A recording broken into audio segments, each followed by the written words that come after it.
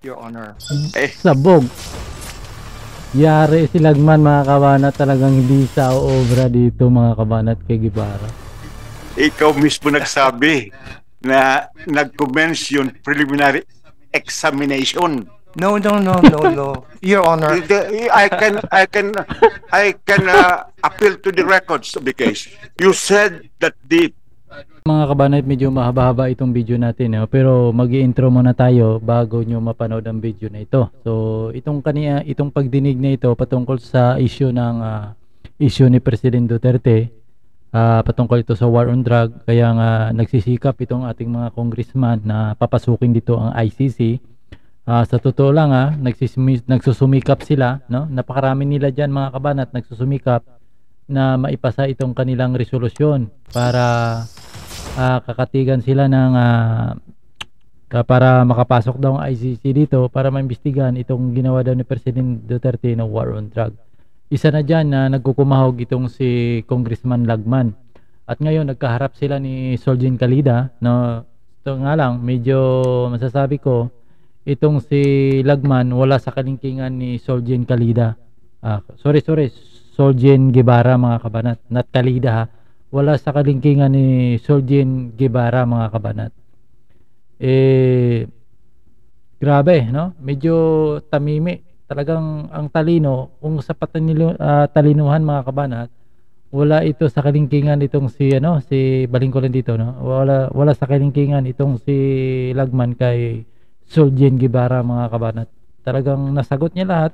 Ang linaw-linaw ng explanation, pero itong si Lagman ay sumisigwi mga kabanat, no? Sumisigwi siya at naghahanap talaga ng butas para maidiin, para ma-convince, no? Kino-convince siya kasi yung mga kapwa niya mambabatas na pirmahan yung kanilang panukalang batas, no? Panukalang resolusyon para magkaroon ng bisa yung kanilang pagnanasa na ikulong itong si President Duterte. Yun naman talagang layunin, kaya nagkaroon ng investigasyon para ikulong itong Duterte, para yun nga, sabi natin kanina, parang mayroong hiding agenda itong ginagawa nila mga kabanat sa timing. Kasi imagine mo 2023 na, no? Malapit na namang eleksyon, no? Papasikat, di ba? Malapit ng eleksyon sa pagka-congressman kasi 2025. So 2024 na sunod, ilang buwan na lang, kalagitnaan ng ay magkakaroon na naman niya ng by November, di ako magkakamali, baka by November 2024 ay magpa-file na yan ng magpa-file na yan ng candidacy. So kasi 2025, kalagitnaan ng 2025 ay magkakaroon na naman sila ng eleksyon. So para sa akin, medyo may pasikat, pero ang pinakapuntarya talaga dito yung preparation nila for 2028. So salamat dito kay kay Kalida dahil napakagaling yung sagot dito mga kabanat niya. So papanoorin nito, patyagaan nyo, no? Medyo mahaba yung intro ko kasi baka ma-violation tayo dito dahil mahaba. Kasi baka reuse content ang iniiwasan ko talaga napakahaba kasi yung video nito at maraming nagko-cover mga ganitong video. Dahil nga napakagaling ni Guevara mga kabanat, makikita mo talaga. Saka ako kasi kontra talaga ako sa ginagawa nila ito na ipaprosecute si President Duterte, kasi ako wala akong nakitang masama. Wala akong nakitang mali sa ginawa ni President Duterte na ipinatupad niya yung batas para masugpo yung droga. Wala akong nakita doon. Wala akong nakita doon masama. Ginawa ni President Duterte yung kanyang trabaho. Kung may nagkakamali, malamang sa mahanin ng kapulisan yon, dapat ikulong. Kung mayroong kumbaga hindi sinunod. Pero ang tinupuntarya nila si President Duterte talaga. So panoorin niyo ito mga kabayan, kahit kayo nung amuska sa bangayan. Ang title ng video nito, Lagman o Solgen Guevara Vice Lagman, sino yung matalino? Kayo nung amusga.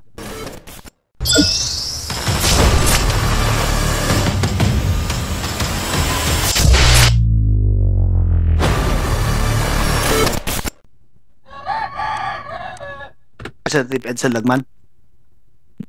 Thank you, joint chairpersons. I would direct my questions to the good Solicitor General, who used to be the Secretary of Justice of former President Rodrigo Duterte. In your presentation, Solicitor General, you delineated jurisdiction into two aspects. One, over the offense, and two, exercise of jurisdiction. Is that correct? That is correct, Your Honor. Now, with respect to jurisdiction over the offense, you conceded that the ICC has jurisdiction over the offense alleged in the complaint filed before the ICC. Is that correct? Yes, Your Honor. During the period when the Philippines was still a member. So that's from 2011 up to 2019 when our withdrawal became effective. Ito kasing si Lagman, mga kabanat, ipinipilit yung kagustuhan nila eh, no? Ipinipilit, pero ang kamalisang binangga dito kasi itong si Solicitor General Guevara, napakatalino itong mga kabanat. Makikita mo talaga yung layunin ng ni Lagman eh, mga kabanat eh. Ewan ko, pumuti na tong buhok sa Senado, kabalik-balik, pero walang pinagkakatandaan yung matandang ito. It is admitted that the cases were filed during that span of period when the Philippines was still a state party to the Rome Statute. Is that correct? I wouldn't say cases were filed. Complaints were filed. Yes, a complaint or a case is Alam mo, napahiya pa siya dan kay, kay Solicitor General Guevara. similar. I'm just trying to make it understandable to... Kita mo, palusot na palusot. Sinusubukan niya daw maging madaling maintindihan, pero bakit ka nag-English? Di ba ito sira, di ba?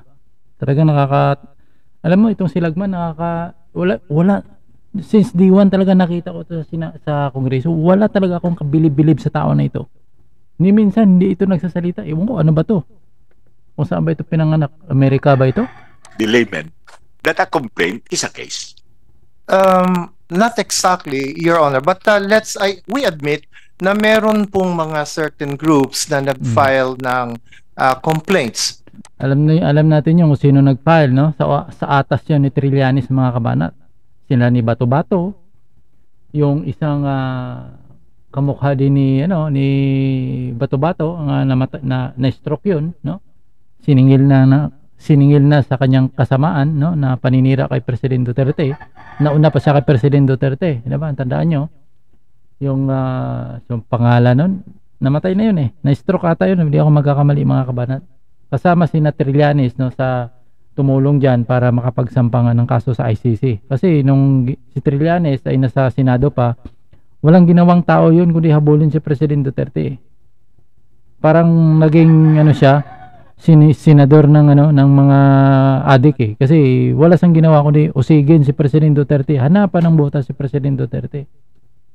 Before the ICC, but the government did not come to know about these complaints.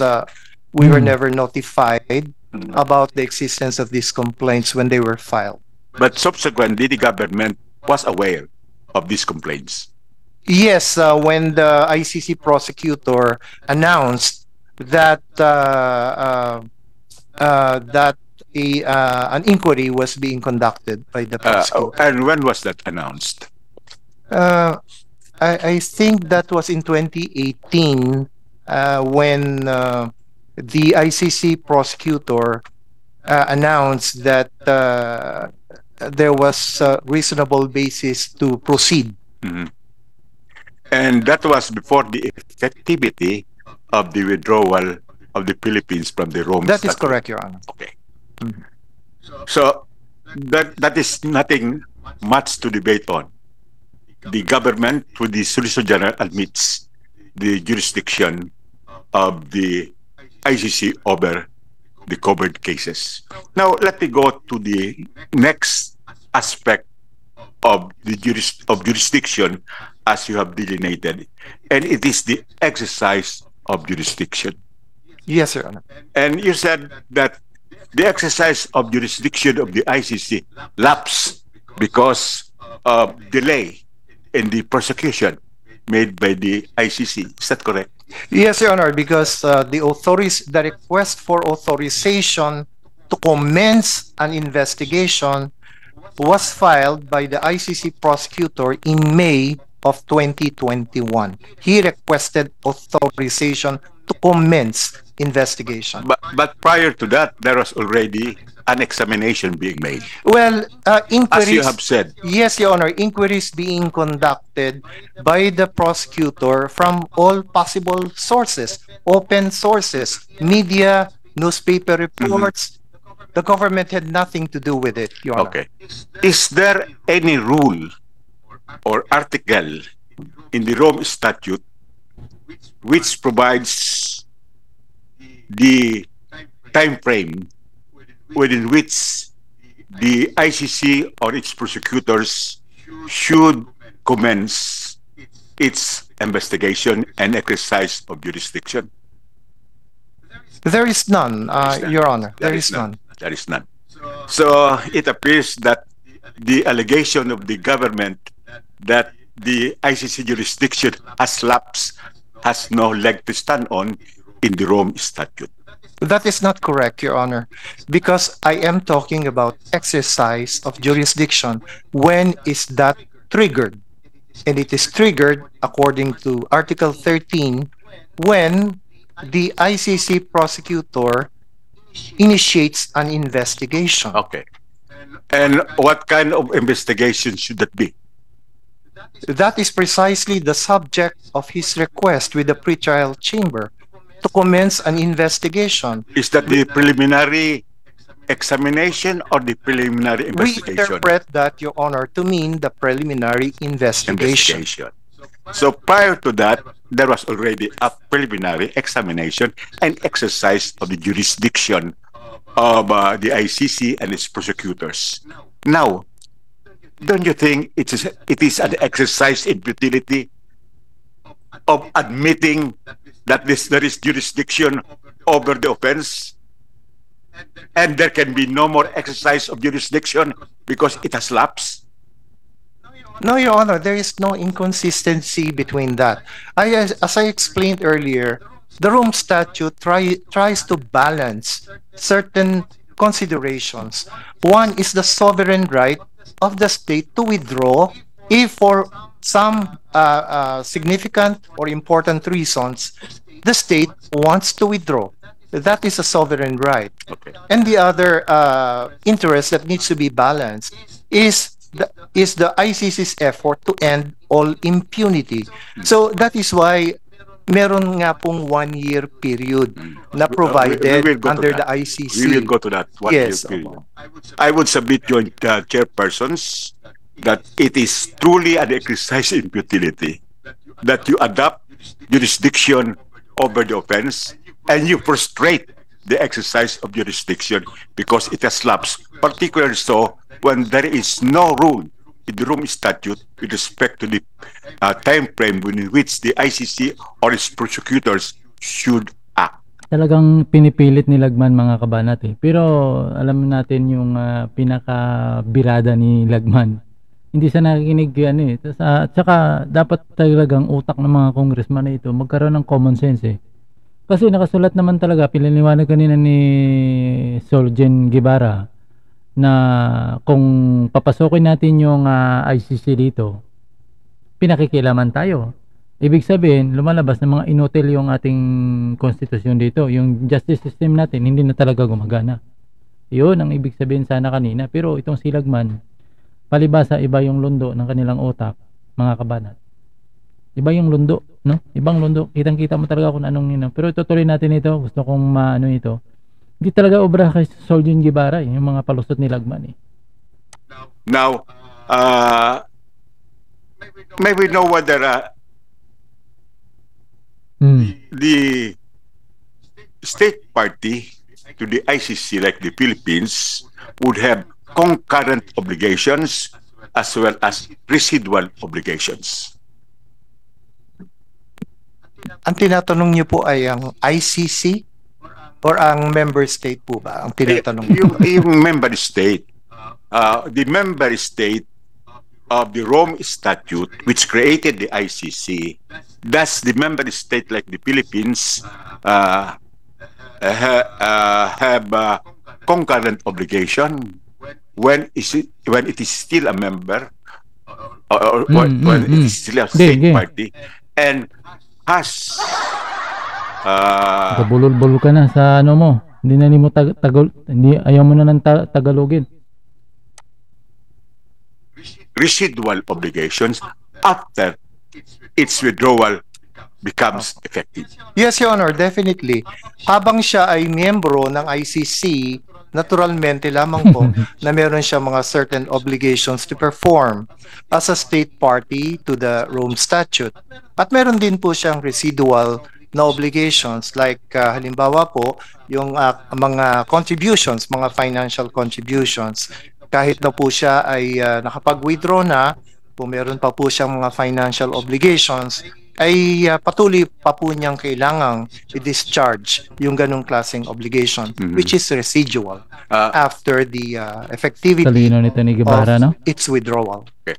Maliban sa financial obligations, meron pa ba na residual obligation ang isang state party na nag-withdraw na with effectivity? Maring mayroon pa po yung sinasabi nga na residual obligation to cooperate. Opo. Pero yun pong obligation na yun ay hindi na magmamatter kung talagang effective na po ang kanyang withdrawal. Ang gusto mo, hindi na residual yun kung effective na yung withdrawal. Ang residual ay after the effectivity of the withdrawal. Ang sabi mo ay merong residual obligation with respect to financial obligations. Yes. Meron ba bang ibang obligasyon? Kung ang tinutukoy niyo po yung ay after the effectivity of the withdrawal, ay wala na pong legal duty wala to na, cooperate. wala na. Nabasa ba po ninyo? Palagay ko, nabasa naman ninyo yung Article 127. Article 127. Yes, sir. Pahiya. Amo sila sabi dito, let me quote again. This was quoted previously. A state shall not be discharged by reason of its withdrawal from the obligations arising from this statute while it was a party to this statute, including any financial obligations which may have accrued. Its withdrawal shall not affect any cooperation with the court in connection with criminal investigations and proceedings in relation to which the withdrawing state had a duty to cooperate and which Tuwang-tuwa itong si ano. commenced prior to the date on which the withdrawal became effective. Palagay ko, is my reading of the subject section 127 accurate? Very correct, Your Honor, especially yung last part na sinabi nyo, and which were commenced prior to the date on which the withdrawal became effective. Kaya nga po sinasabi ko, yun nga pong na-commence ay nangyari po noong 2021 na tapos na po ang effectivity ng ating withdrawal. Kaya nga po hindi siya applicable, Your Honor. Sabog. Yari si Lagman, mga kabanat, talagang hindi siya obra dito, mga kabanat, kay Guevara. Ikaw mismo nagsabi na nag-commence yung preliminary examination. No. Your Honor. I can appeal to the records of the case. You said that the preliminary, the examination. Gawin niya pang sinungaling itong si Guevara. Walang sinabi kanina eh. The examination mismo ay nag-commence before the effectivity of the Philippines withdrawal, but Apo. the request for a preliminary investigation came after. Yes. Yes, Yun correct? nga po yung ating bone of contention dahil nga po ang interpretation ng government yan ay preliminary investigation ang tinutukoy. Kaya nga po humingi ng authorization pa ang prosecutor to commence his preliminary investigation. Okay. Yung pong preliminary examination, sa kanya lang po yun eh. Sa parte lamang po ng prosecutor yon, siya lamang po dumidiskarte doon, pardon my word, pero hindi pa po involved ang ICC chamber doon sa time na nangangalap ng ebidensya ang prosecutor. Hindi pa po involved ang chamber ng ICC. Kanya lamang pong sariling effort yon ng prosecutor. Well, Galing. sa palag Galing nito ni Guevara, mga kabanat. Di talaga makalusot si ano, no?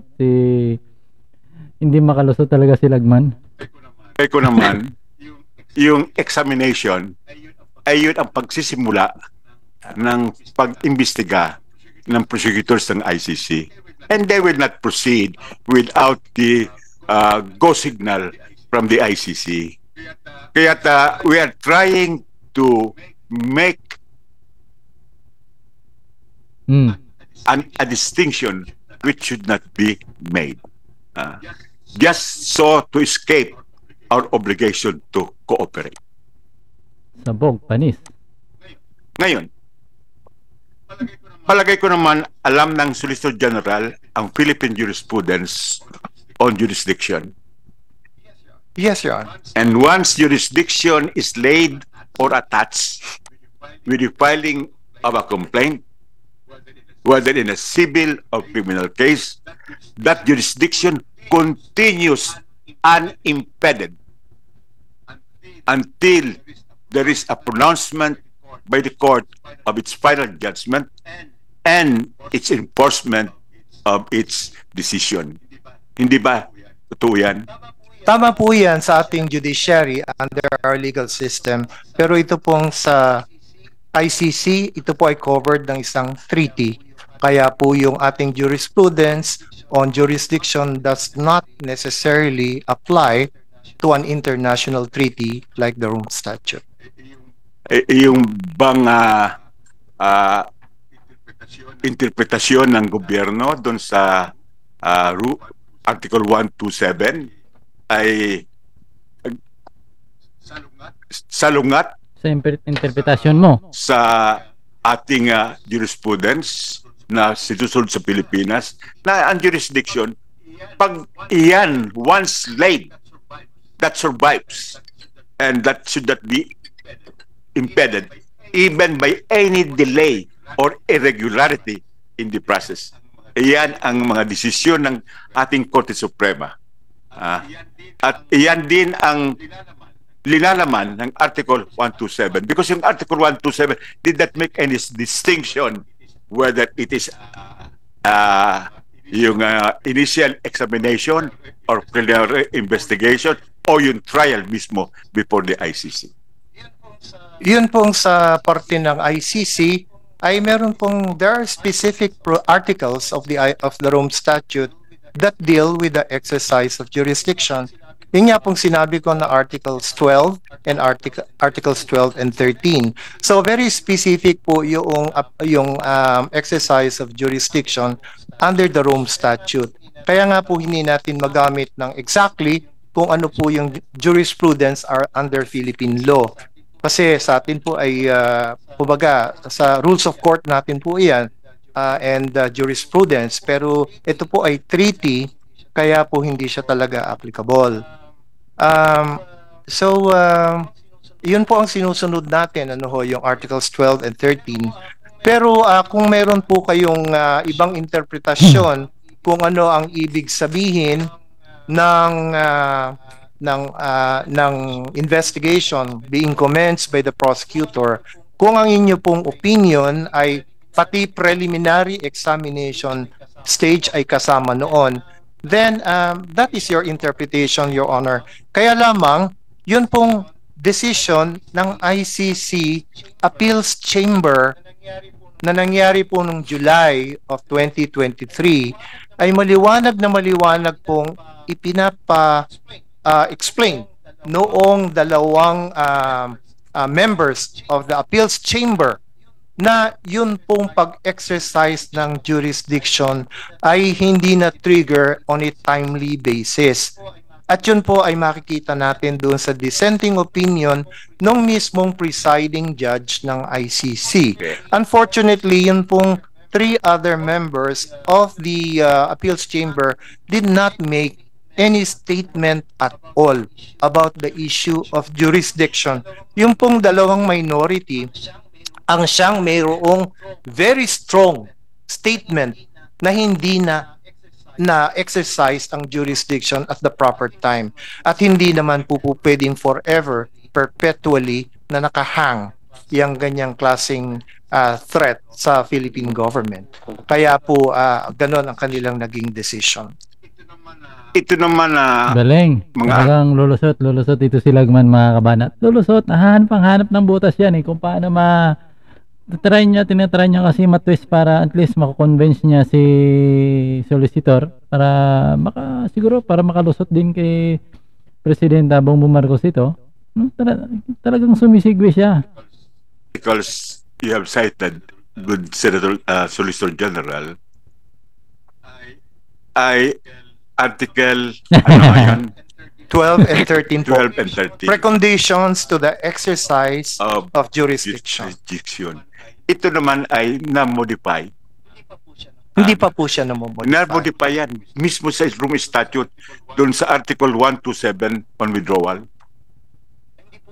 Hindi po siya minomodify kasi yan separate po yung 127 Not right. Pero a subsequent article. In our interpretation, a subsequent article can be construed to modify a previous article. At dito naman sinasabi na kailan mag-cooperate ang isang estado kahit na naging effective na ang withdrawal. That is very clear sa Article 27, which is subsequent to Article 12 and 13.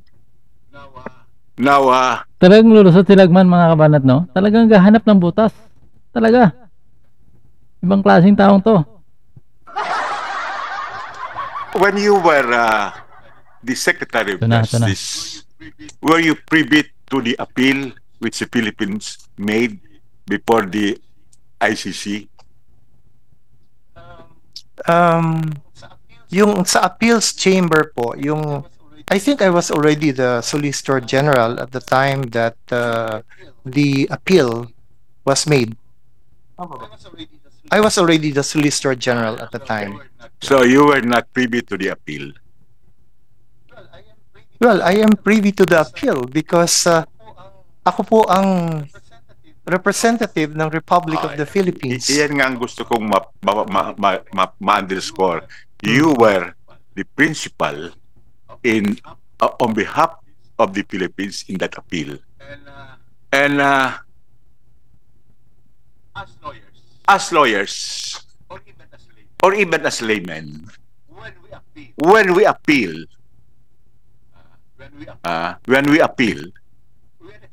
we are expected to respect the appeal, whether it is for us or against us. In this case, the appeal by 3-2 was against the Philippines appeal, where the court reiterated its jurisdiction. Is that correct? No. No, dahil wala nga pong aspect yung decision ng appeals chamber na nag-deal with the issue of jurisdiction. Kaya nga po yung issue ng jurisdiction nakahang until now. At yun po ang basihan kung bakit hanggang sa ngayon ay pinapangatawanan ng Philippine government na walang jurisdiction dahil hindi na-exercise po yung jurisdiction na yan at the proper time. Wala pong aspect yung decision ng appeals chamber dealing with the issue of jurisdiction. Kasi iniskirt po yan nung tatlong yung five-member chamber, yung tatlo po na majority did not make any statement at all about the challenge to jurisdiction.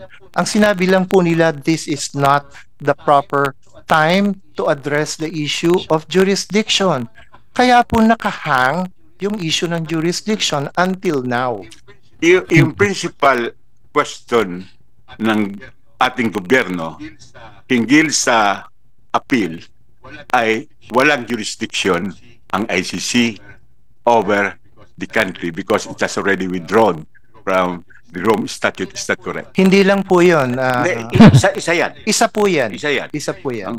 Ngayon, Dapat pinasagot na para in essence, ano ba yung decision, majority decision ng ICC? Ang essence po ay pwedeng ipagpatuloy ng prosecutor ang kanyang investigation.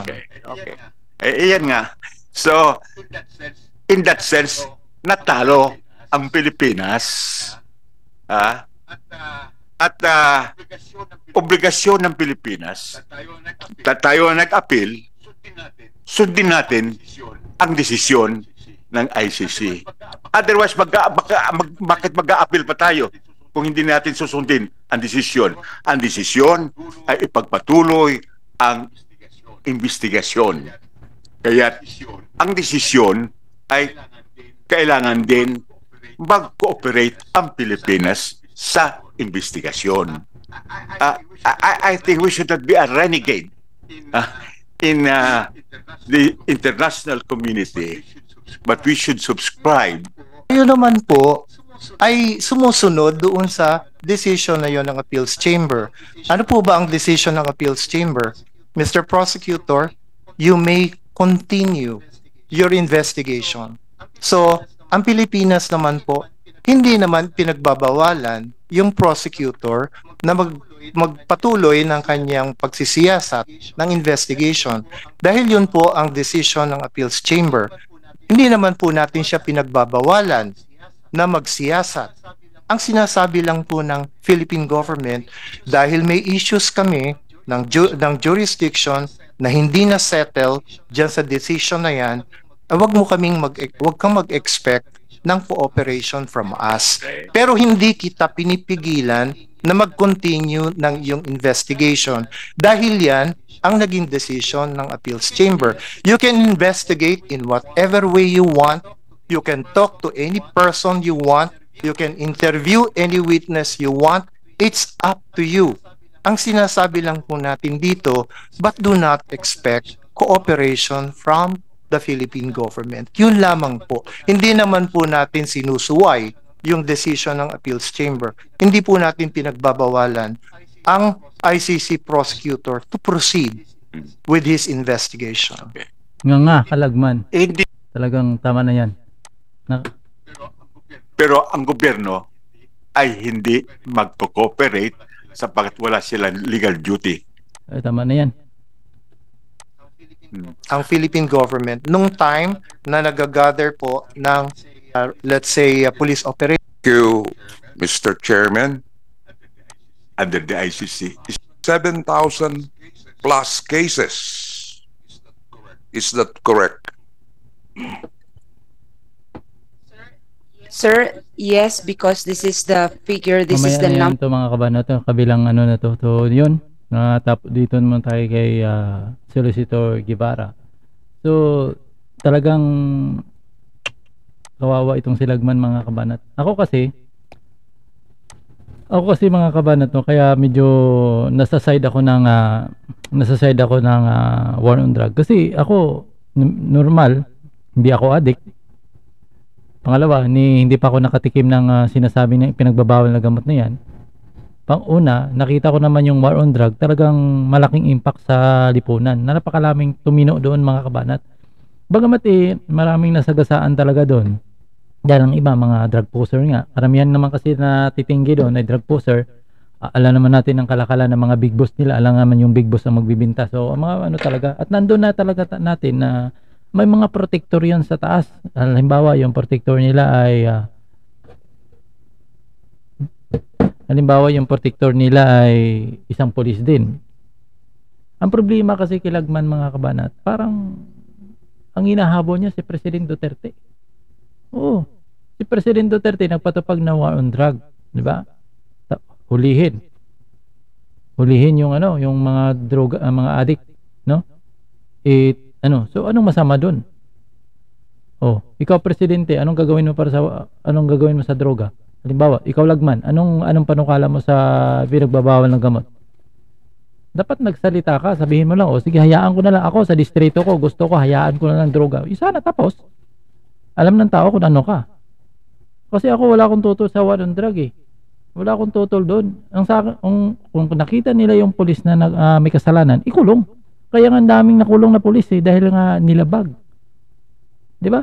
Nilabag nila at mismo dinaan nila sa kamay. Kumbaga, para malinis ang kanilang pangalan, ay sinasalvage nila yung mga bata-bata nila. 'Di ba? Pero kung gusto mong palabasin na lahat 'yun, ay bay, mag-isip ka Lagman, no? Ibang klaseng tao ka. Pag gano'n ang isip mo, ay bay, hindi ka na tao, hindi ka na tao. Talagang ganyan, nakapulpol at kahina yung utak natin pag gano'n. Kasi ako, naniwala ako na tama yung ginawa ni President Duterte. Bagamat mayroong nagsakripisyo, yun nga, nakulong. Diba? Maraming ding nasawi, no? Nandun din sa hanay ng kapulisan, marami ding nasawi. Dapat magkaroon tayo ng balance, hindi yung hahabulin. At saka lumalabas, kung ganyan ang attitude ni Lagman, nakikita natin na ang puntarya niya talaga yung Duterte. Duterte talaga, mga kabanat. Para kaya nakikita ko guys, na upload nating video, no? Ang speculation ko dito, no? Pananaw ko dito. Ito yaking lang pananaw, baka masasabihin niya, ano? Ang pananaw ko dito, ginagawa nila ito para mapin down yung Duterte. Ito'y preparation sa election talaga, mga kabanat. Kasi napakalaking napakalaking kumbaga itong ginagawa nila, napakalaking gampanin ng mga ano bang gamitin natin ito, baka magalit kasi, no?